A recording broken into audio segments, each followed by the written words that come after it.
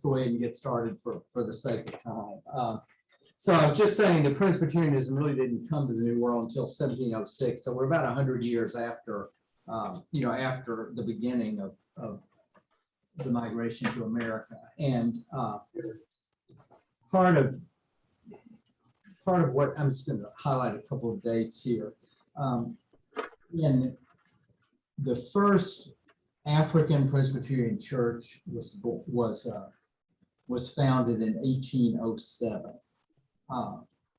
And in 1815, there was a reverend born in Virginia who was defrocked, which means he was deordained for his opposition to slavery. I don't know what town that is, but it was somewhere in a small town in Virginia. Presbyterianism was most influenced in the 19th century by two movements. One was revivalism of a minister named Charles Grandison Finney. This was called the Second Great Awakening.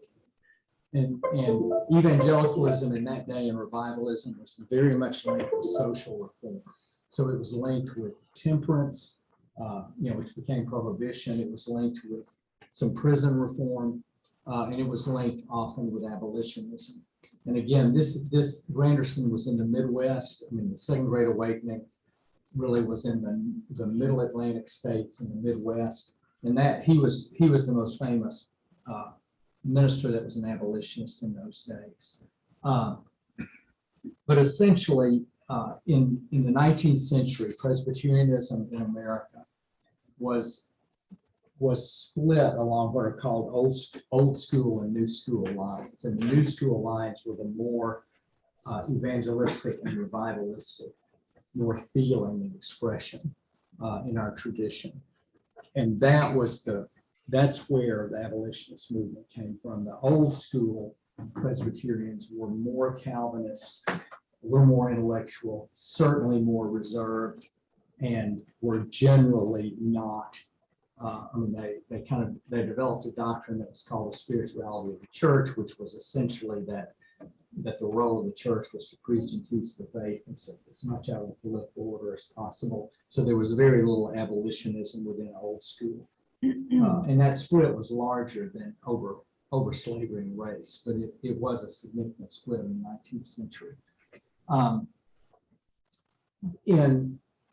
When the Civil War broke out, as many of you know, in 1861, every Protestant denomination in America split north and south. So the Presbyterians, the Methodists, the Baptists, everybody that was in the Confederate States formed their own denomination, essentially. And we did as well. And the name of the what was called the Southern Church was the Presbyterian Church in the United States. And that is what Westminster was. That is what I grew up in. We were the last major Protestant denomination to reunite, and that did not happen until 1983 formally. Nancy Albarron's father was a minister in Bethesda who was active on the northern side for about 30 years. He was on the committee for reunion for 16 years. Prior to getting and there were a lot of reasons that we were slow, but part of it's just Presbyterians are slow, and we have a lot of Protestants and a lot of it wasn't strictly a racial issue that it took us that long. But just to get us into the present, in 1930, the PCUSA, which was the Northern Church, ordained its first female elder after the suffrage movement. There weren't female elders until 1950. In 1956, they ordained the first female clergy. And the Southern Presbyterian Church did not do that until 1965, and they did an elder and minister at the same time. It was 1965 before even women were accepted as ministers and elders. In 1967, the confessional standards were changed in the Northern Church. The confession in 1967 was adopted.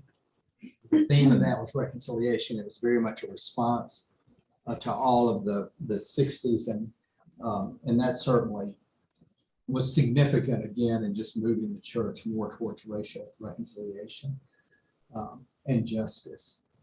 In 1973, the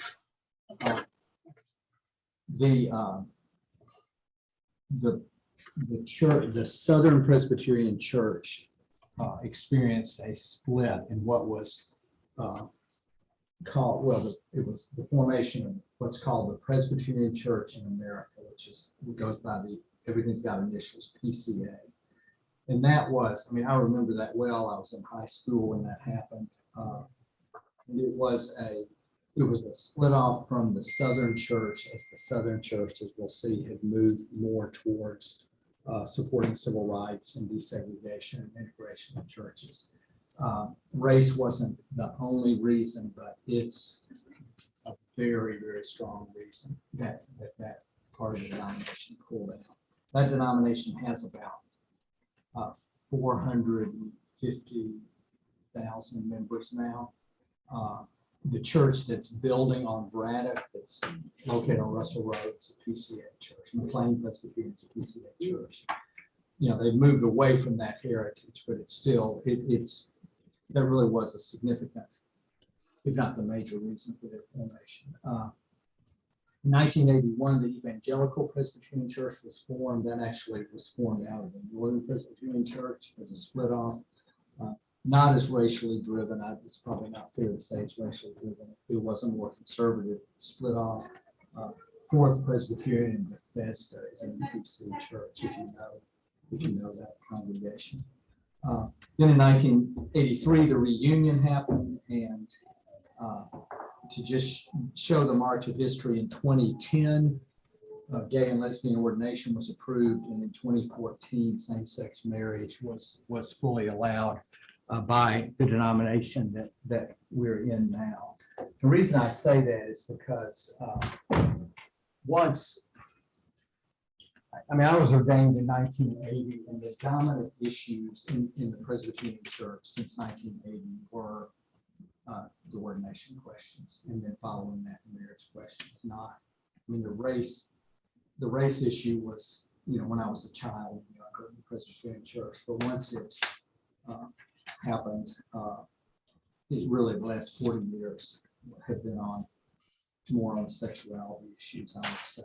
And I'm just speaking this sort of subjectively as somebody that's been in this denomination all my life. So let me talk a little bit about the origins of slaveholding among Presbyterians, which was significant. In the colonial area, Scotch-Irish Presbyterians immigrated to this country, and they settled primarily in the middle colonies, New York, Virginia, Pennsylvania, which is really where Presbyterianism was strongest, just as it was strong in the South and in the Carolinas.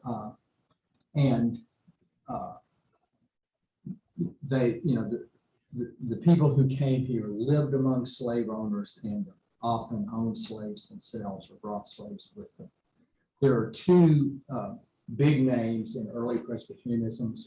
One is Francis McCamey, who helped establish the first presbytery in America in 1706.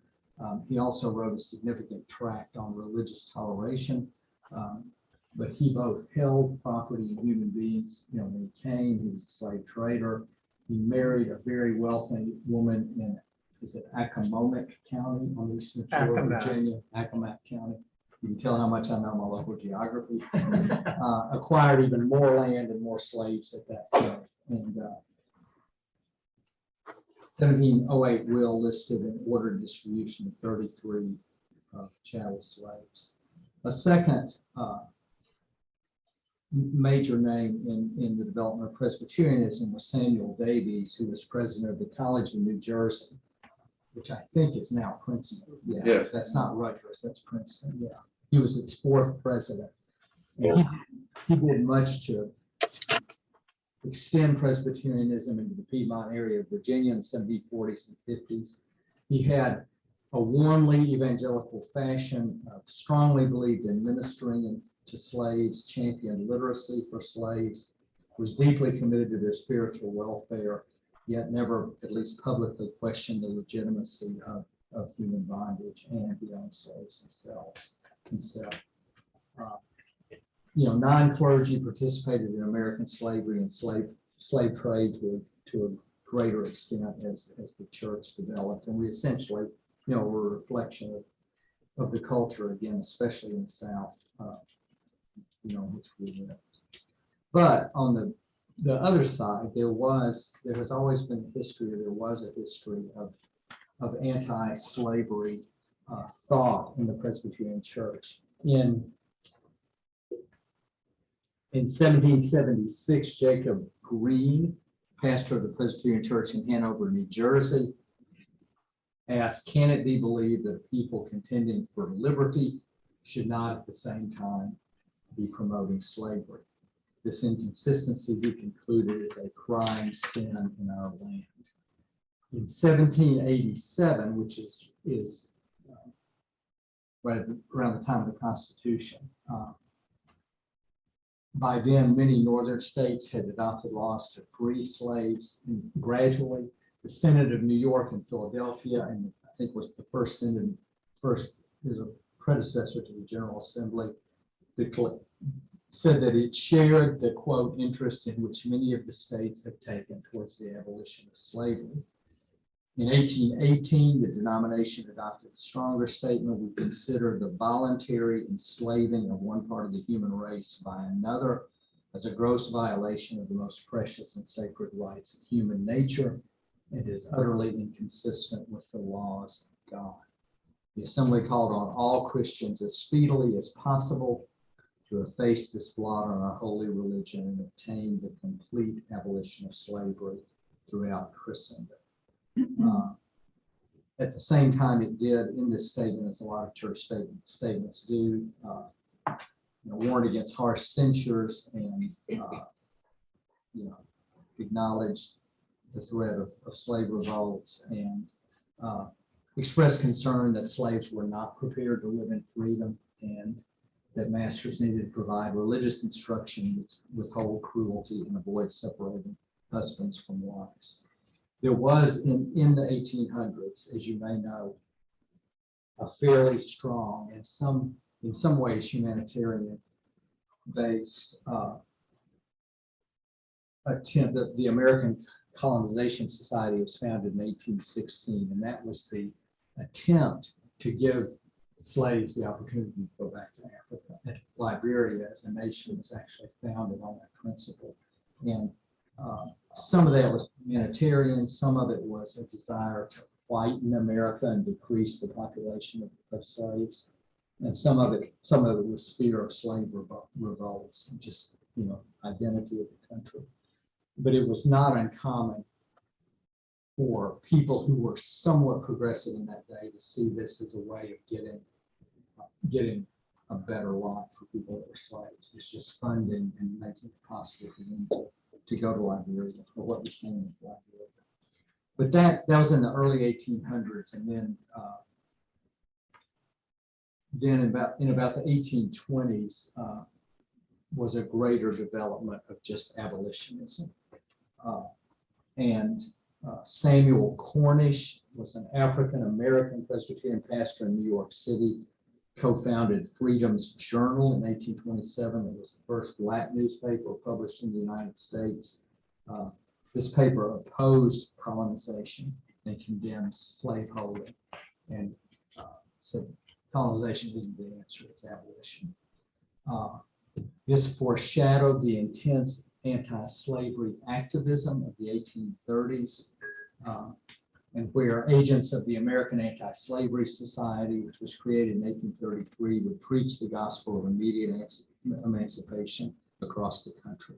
And it's that spirit in which Charles Grandison Finney actually arose and preached as the best known, one of the best known abolitionists, I would say, at least in church circles in the 1800s. On the other hand,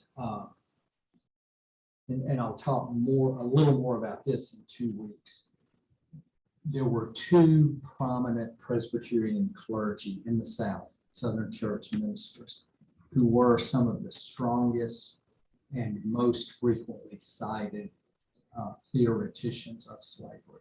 One of them was James Henry Thornwell in South Carolina, and probably the best known is Benjamin Morgan Palmer, who was at First Presbyterian in New Orleans.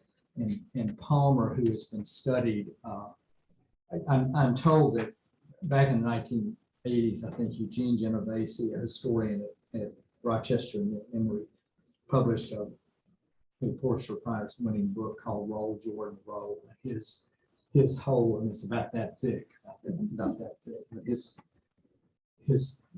one of the contributions of that was that he really tried to understand the mind of slaves and the mind of masters, and did thorough research on just what went on actually in the everyday life and everyday relationships. And I'm told that he traces Palmer as being just a major influence, not only in slavery, but then once slavery was abolished, Palmer taught until the early 19th century, and then became a staunch defender of segregation. Speaker that we had here about 10 years ago from Rhodes College has documented something I'll talk about in a minute, but he spends a lot of time talking about Palmer because Rhodes College in Memphis is a strong Christian college, and the main hall is named Palmer Hall. So it kind of started this guy on his research. But and I'm told that, again, he cites Palmer as being a major theoretician of slavery beyond just the church, but in its influence all over society. So fast forward now to the really the civil rights movement, or in the early 50s, because the story gets more hopeful, and certainly, well, just it's more hopeful at that point. In 1953, and what I'm talking about now is the Southern General Assembly, the PCUS General Assembly in the Southern states. In 1953, a committee of the General Assembly drafted what was called a Statement to Southern Christians. And this declared that segregation was contradictory to the Christian faith, and that a Christian's conduct towards others must be guided by neighborliness and seeking the welfare and happiness of all people. It further affirmed that segregation was out of harmony with Christian theology and ethics, that the church should lead culture rather than follow, because by now there was certainly movement to get rid of segregation. And it submitted, the General Assembly asked that the report, or submitted the report for careful study throughout the church, and it specifically urged three things. One is that the trustees of institutions of higher education belonging to the General Assembly adopt a policy of opening the doors of these institutions to all races. What that basically means is, in the South and all over the country, you have in every state small Presbyterian colleges. Center College in Danville, Kentucky. Mary Baldwin here was. Rhodes in Memphis. I mean, every state has colleges. As is always the case with Presbyterianism, there's a role for polity. Those colleges were owned by the synods and were governed by boards of trustees. So the General Assembly, unlike in Episcopal churches or Catholic churches, can't just say you have to now desegregate. That still had to be a local decision. And so what they were recommending is that it be local. And it recommended that synods do the same thing for institutions under their control, which were often church camps, some secondary schools, some orphanages. And again, all the assembly could more or less do is urge that happen. This paper passed by a vote of 239 to 169, which is not an insignificant margin. And then the General Assembly did desegregate all of the boards and agencies and committees over which it had direct control. So that was in 1953. In 1954, obviously, when Brown versus Board of Education came down, the the General Assembly adopted the following statement concerning the church and the Supreme Court decision. And I'll read this a little bit slowly just so you can hear it. So, since segregation of the white and Negro people continues to diminish, it's time to determine the church's relationship to this trend. The state of flux is due to two dynamic forces at work: the federal Constitution and the Christian conscience. The one legal, the other spiritual. The one finding expression in statutes and court decisions, the other in personal conduct, and the voices and policies of the church, and in the voices and policies of the church. If it be judged that segregation is not merely the separation of two peoples, but the subordination of one people to another, we can, on good evidence, observe that the courts have shown more sympathy towards the Negro, which was the term in use then, than has the church. The church would then find itself in the embarrassing position of having to adjust its sense of morality to measure up to the mores of the state. That would belie its pristine nature. A little bit naive. Our Christ was and still is ahead of the times, customs, traditions, and laws of the land. The church must strive to keep a pace of its master and become bereft of his peril. I've been told, I didn't write this down here, but I believe that the Southern Presbyterians were the first denomination to go on record supporting Brown versus Board of Education at the General Assembly levels. But as we'll see in a minute, or that we'll go to now, this opinion was not necessarily indicative of the views of Southern Presbyterian parishioners, and it continued to respect. It did not require individual churches to desegregate. And the reality is there were battles that came later that got to that point. That was really requiring a border amendment. And so the impact of this statement on the local churches, in counties and cities and suburbs around the South was obviously more moral than it was legal. A couple of things, and this gets now local, and then I think we're doing okay time-wise. In 1963, so fast forward from 54 to 63, there was leadership out of two Southern Presbyterian churches in Washington. One, the Church of the Pilgrims, which is up at DuPont Circle, and one was the Bethesda Presbyterian Church in Bethesda, to try to endorse the March on Washington and try to get Southern Presbyterian churches to desegregate. There was Dr. J. Randolph Taylor. Randy Taylor was pastor of Church of the Pilgrims at the time. He launched a Fellowship of Concern, which was affirming getting Southern Presbyterian churches and clergy. This was not an official movement. It was a movement within the denomination, but was not a General Assembly or a synod. Affirming the doctrine of the sovereignty of God and the lordship of Christ over all of life, which was in direct response to the tradition that had grown up, especially in the Southern Church, the spirituality of the church, where the church is really there for matters of worship and sacrament and learning, but not necessarily to have any role in the social order of the day. So this was an opposition to that by emphasizing the lordship of Christ over all of life. The church must take a more vital role in the struggle for social justice, to take appropriate action in our own particular congregations, provide moral leadership, and to really help strengthen churches and clergy around the country who are trying to desegregate their congregations. This article that I was reading from said that there was a letter with over 1,000 signatures that was read on the Senate floor, 1,000 signatures from Presbyterian clergy, which was read on the Senate floor, which helped persuade Senator Richard Russell, who was a Presbyterian, to stop delaying the passage of the 1964 Civil Rights Act.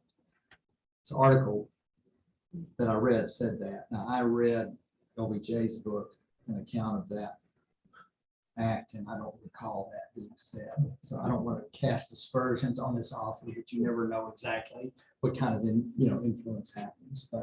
But eventually LBJ did get Richard Russell to stop delaying the passage of the act. 1965 at present, and I include this because I was a kid in Memphis when this happened.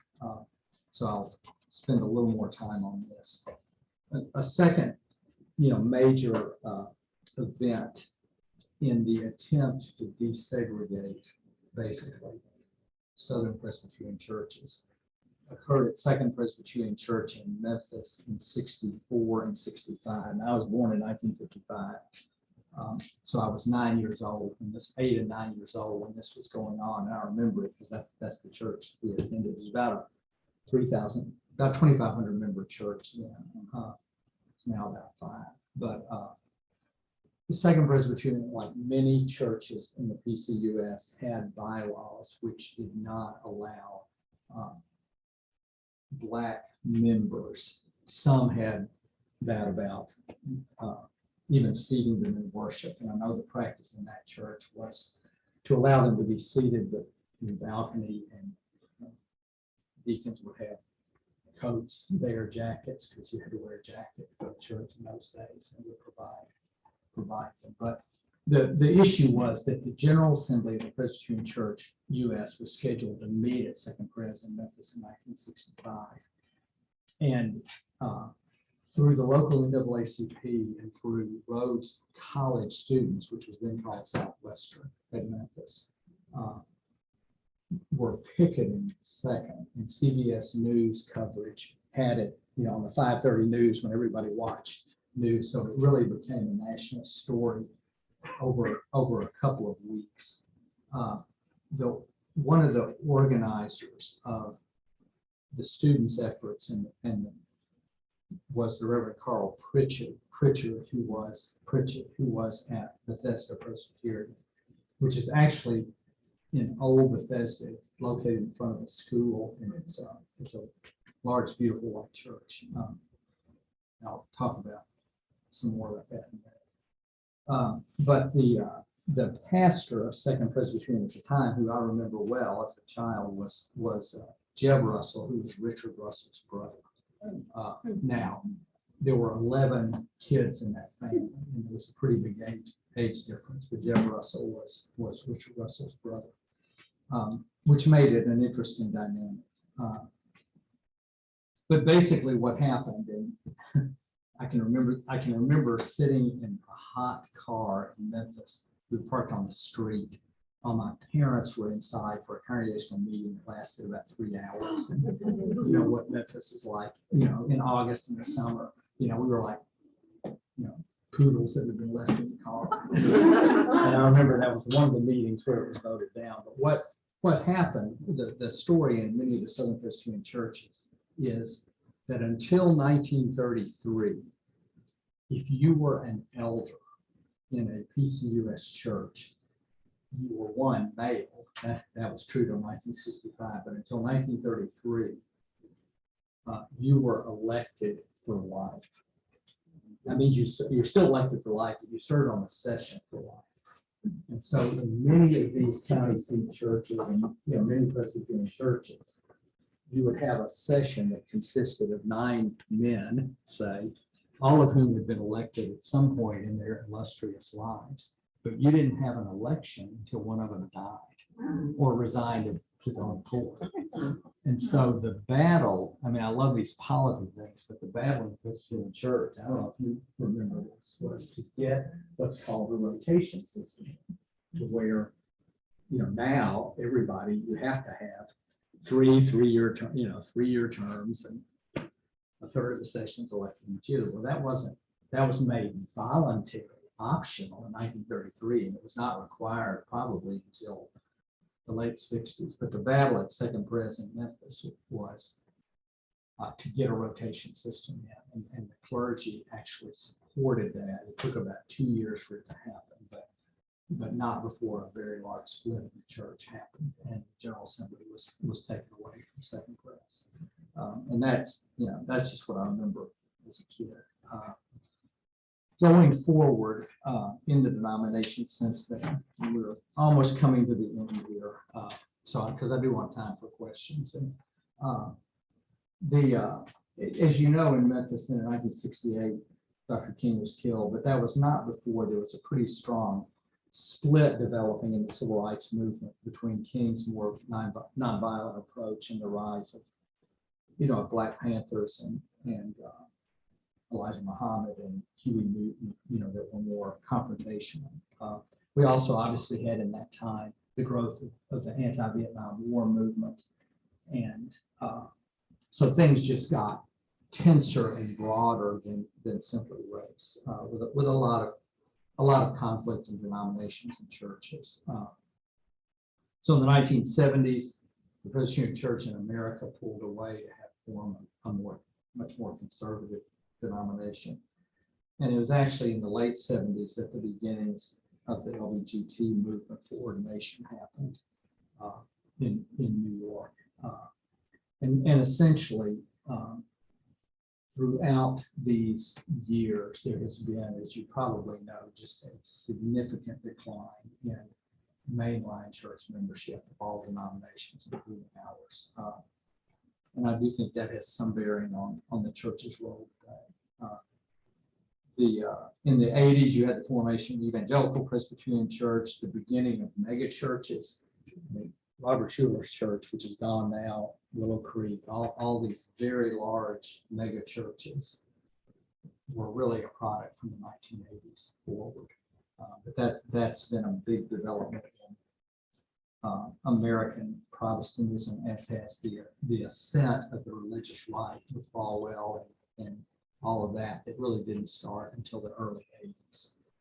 And much of that is now in decline. But I would say if you look at the last 40 years, there's just been a lot pulling at the Protestant establishment. And race was sort of one of the main early disruptors. Whatever cultural consensus there was. Again, as I said, in the 90s and 2000s, the major focus has been on some extent of feminism, to some extent investment from Israel, and then ongoing the concern for LGBT rights.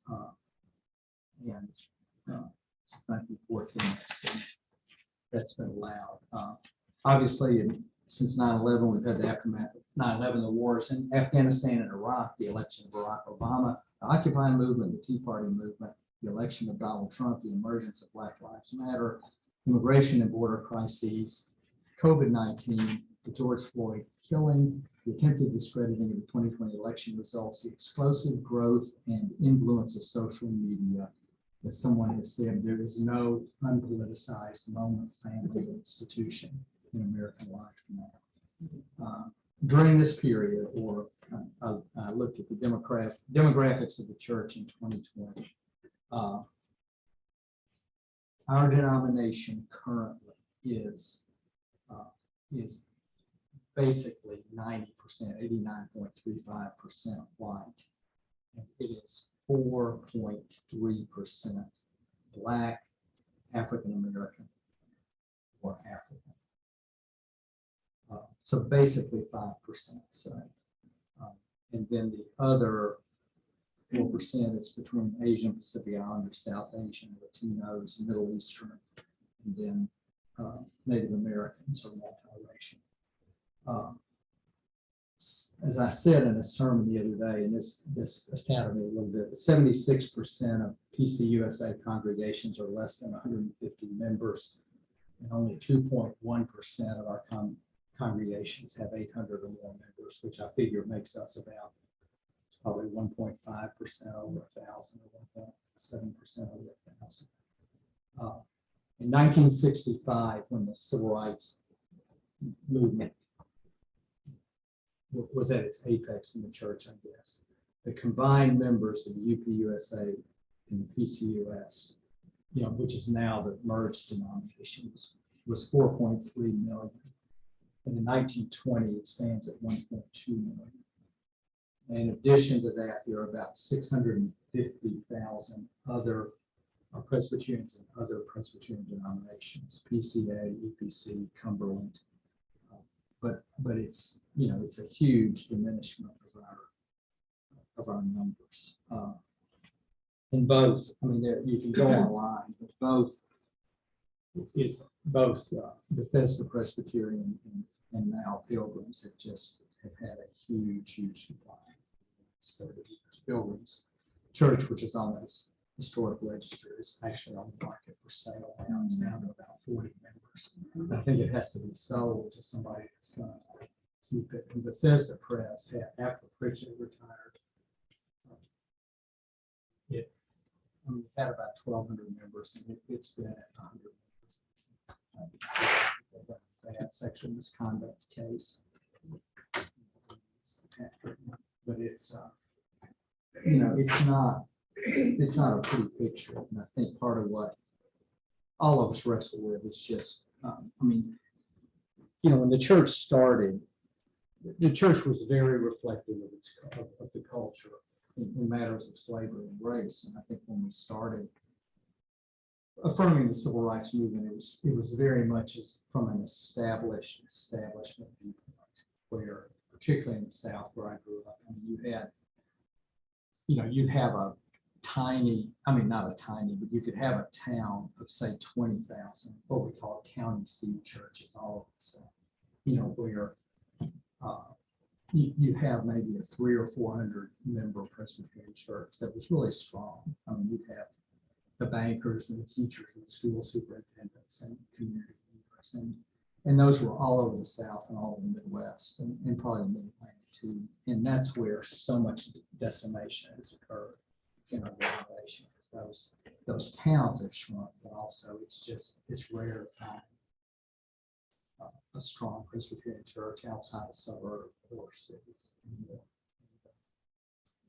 It's not a pretty picture, and I think to say that we're part of the establishment now is looking back rather than forward. We're pretty small. Doesn't mean we don't have influence. Doesn't mean we can't make a difference. But it's not from the kind of cultural, somewhat privileged position or at least strong position that we were in. When Dwight Eisenhower became president and was baptized at National Presbyterian Church, that was sort of the height of mainline Protestantism and its influence, and we're not there anymore. So I just want to close with a couple of personal, very personal things, or some of which you've heard before, and then I want to have questions. As I've told y'all many times, I grew up with a child's sense that the exclusion of African American people I saw around me was not right. There had to be a better way. On Faith and Politics pilgrimage to Alabama in 2009, I heard the daughter of Governor George Wallace, a woman named Peggy Wallace Kennedy, describe that same feeling that she had at about the same age I experienced, that she actually was, she said, behind the fence watching her father give the segregation now, segregation forever speech. And it was just very moving. I think she was 12 at the time, and just said she somehow knew that her daddy was doing that. And she has since become, a really good public speaker on racial reconciliation. After kind of living as a housewife, doctor's wife in the South, in the South for 40 years. When Martin Luther King was killed in my city, I learned the minister of our church had quietly supported him. And then a few years later, serving on a Presbyterian committee and going to the Southern Presbyterian PCUS National Missions Conference at Montreat, I heard strong, dynamic African American preaching. I saw the documentary from Montgomery to Memphis. In an unsophisticated way, I connected my childhood feelings with the church I grew up and had the closest thing I've ever had really to a conversion experience. After Montreat, my last 2 years of high school, I came to know five Presbyterian ministers in Memphis, one of whom's son, I'm still in contact with, and he's kind of a conversation partner last year. But these ministers were in strong established churches, and they helped support the efforts to heal the city after Dr. King's assassination. And I became aware of denominational leaders, nearly all of them pastors. He did the same in the PCUSA, one of which was Molly Roden's pastor growing up, John Anderson at First Presbyterian in Dallas. Some of these had to leave churches that they had served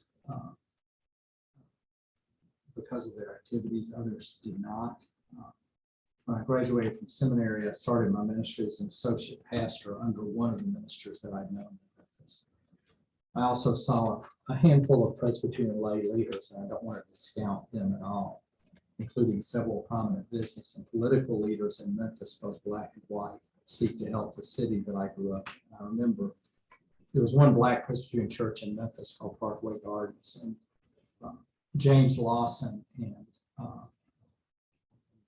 a Baptist minister named Samuel Kiles were kind of the leading black clergy in Memphis at the time. So the Presbyterian clergy was sort of there, but was not as big a name. But the president of the NAACP at the time was a Presbyterian elder from Parkway Gardens named Maxine Smith. President Pastor Smith belonged to the rights workers there. And there was a city councilman named Lewis Donaldson, who I remember from Idlewild Presbyterian Church, which was kind of the established, strong and open-minded white church in downtown Memphis, or midtown. But Lewis Donaldson was a Republican city councilman who was very active with the Smiths and with the city in trying to get the city off dead center and just move forward in a reconciled way. I knew his son and daughter from youth group because I went to Idlewild's youth group, and his son went on to become a professor of New Testament at Austin Seminary for years and was just retired. His daughter was handicapped, and I think Louis Donaldson lived to be like 99 or 101 and died about 10 years ago. But that's an example, and he went on to be state finance commissioner, was active in Republican politics in Tennessee. But that was some really strong lay leadership from Presbyterian lay persons. The Montree after my, I've said that. The last of these ministers that I personally knew died 3 years ago. The one whom I served with, but their witness was a major factor in my sensing the call to the ministry. I have nowhere near the courage or witness that they had, but even as our understanding and expression of Protestantism lives more and more outside the spheres of influence in our society, I do believe that the resources of biblical study, theology, polity, worship, education, and community leadership remain our calling to use as those to whom much is given, much is expected. In fact, changes in our communities and nation that get us closer to living up to one of those places where our national ideals and our biblical principles mean that all people are created. So,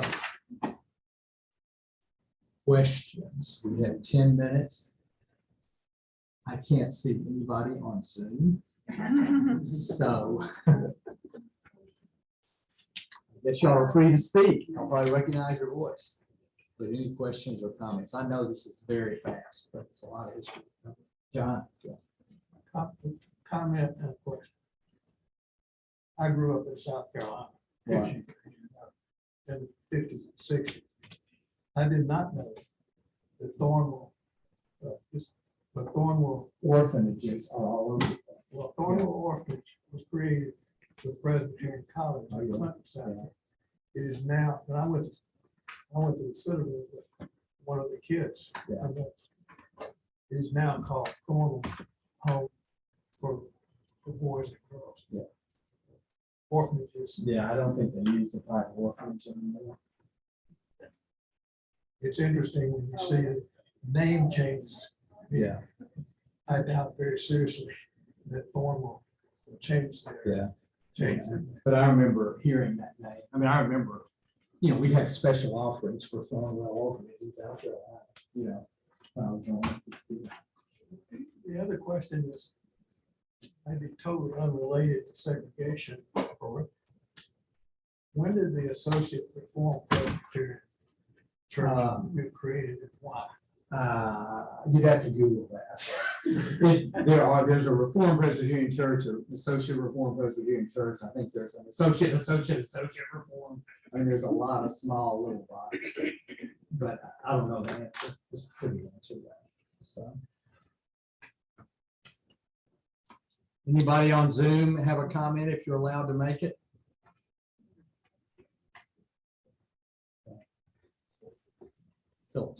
So my brother-in-law's middle name is Hume, and the church that he grew up in downtown Richmond, this guy was like minister for, you know, decades. And I guess he was so influential, you know, he's like 10 years older than I am. His mother named, you know, used that person's name in his, you know, to name him. It turns out that when the Robert E. Lee statue was erected in Richmond, and like the entire city of Richmond turned out, you know, to march, to have a parade. This guy gave a very prominent Presbyterian minister, gave like an hour oration to commemorate the Robert E. Lee statue. When it was installed. When it was installed. Yeah. So, I mean, it's just, you know, there's a whole lot of that sort of stuff out there Oh, yeah. that, you know, had a very big role. Yeah, I know it. And I know it. I'm a little bit uncertain about if the churches took sides in the Civil War. It was not clear to me. Well, it was the denomination split.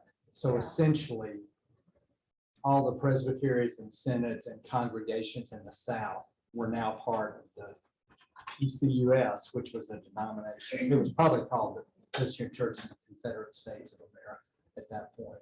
Now, there are some congregations that did. I know that for a fact. And I don't know the polity of how that worked. But again, that was true for Methodists, you know, for Baptists, for Episcopalians. I mean, they just split because you were technically in two different countries at that point. I grew up in Nashville, Tennessee, in an all-white Methodist church. And if you live long enough, you see that the cultural and social mores of the times have changed radically. And the church that I grew up in is now part of the reconciling congregation movement of the United Methodist Church, which is we welcome everybody. You know, everybody has a role to play here. So I just think it's so interesting that if you live long enough, you see so many changes that, you know, you feel like are in the positive direction, that God bless everybody. So. Yeah, it's interesting because you can, I mean, one of the things that struck me about these statements is it's almost like the church was really, it felt this need to lead the culture rather than trail it on this issue. And you know, that may have been because they perceived themselves already as leaders and as privileged. I mean, I'm not sure that was the purest of motives. It's like, well, we don't want to be embarrassed, you know. And I mean, I'm a second too. But you don't like being embarrassed if you grow up in the South. Although it happens fairly But frequently. it is. And one of the neat stories again out of Memphis is this independent Presbyterian church, which was formed out of Second Pres by the segregationists, went through about 15 years ago just a major acknowledgement of their roots and a whole system-wide way of going through that they've not, you know, rejoined the denomination, but it. And I think Second Pres in Memphis has too, but it has changed. I mean, anybody from the South that's got still connections there knows how much has changed in many ways. In other ways, it hasn't. I mean, in other ways, there's still so much poverty and gap to address, you know, that. So. Pamela has her hand up. Yes, what? Madeline has Oh, her. Madeline, okay, Madeline, you get the last question. Well, someone had asked you about the split in the church. We joined Westminster in 1974, and National Capital Presbytery was the only United Presbytery I knew of. Westminster was a PCUS church, but there were also PCUC USA churches in the same presbytery. I'm not sure how it worked, but it did.